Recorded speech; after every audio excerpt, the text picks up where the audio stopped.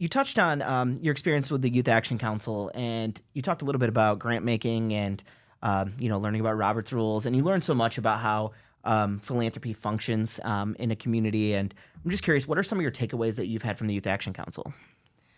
I would say the biggest one is that there is no real requirement for being a part of philanthropy or being a part of an organization like the Midland Area Youth Action Council. It doesn't really matter like what your previous experience is or like what your background is. As long as you have an interest and a passion for helping other people, that's something that's possible.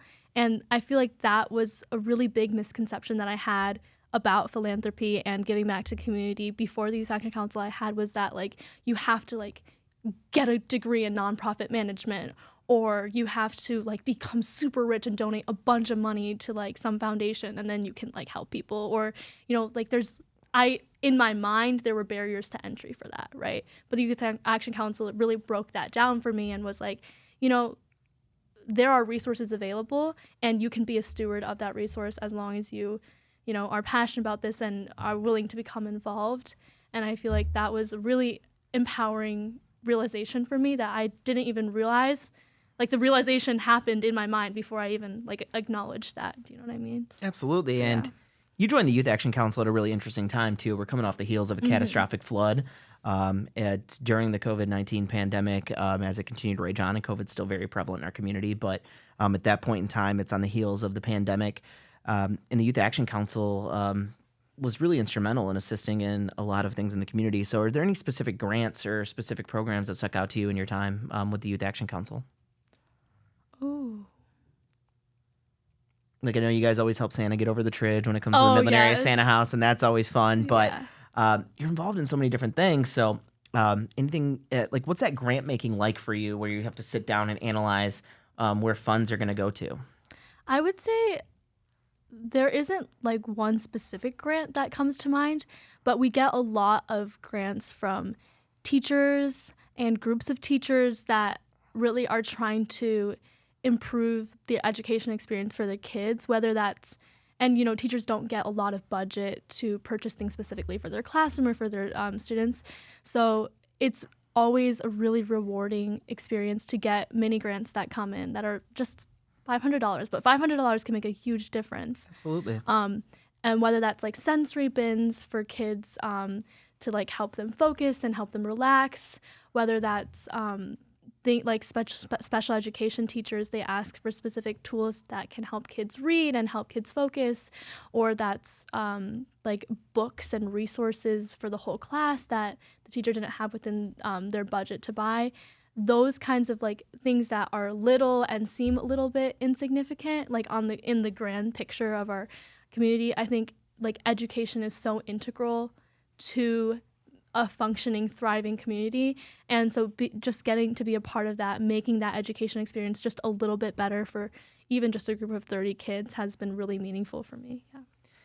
And you have a lot of passion around Midland Public Schools and the type of education that you are able to obtain through Midland Public Schools. And I know your particular educational pipeline, it went Siebert, Jefferson, and now Dow High School.